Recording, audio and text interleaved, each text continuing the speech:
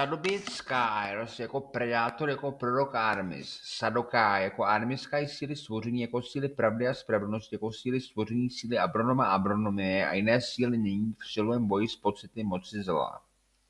Řešení je hřích.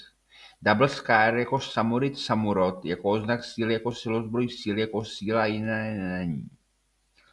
Můj Double Skyr jako Army Star pro sílu Double Skyr, jako její silostroj stvoření, jako médium sílu stvoření sil, jako její silostroj pro její rychlost rychlení proti síle zla, na její střed, jako její ukončení, jako úder síly Samurit Samurat, jako její rozbití.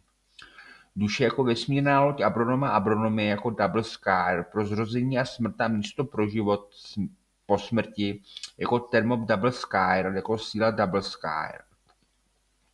Můj Army Skyrs jako silozbroj, jako silozdroj síly, jako moje Army meče Armis Double Skyrs, pro můj Double Skyr jako Double Skyrs. Silozdroj síly jako síla pro silostroj síly, jako Sadoběd Samosad Sadosad, jako jeho zrychlení a vytrvalost boji se silami zla, jako je mučení, jako jsou sadisté, jako je jeho silozbroj, jako jeho médium síly, jako čisté vnímání síly.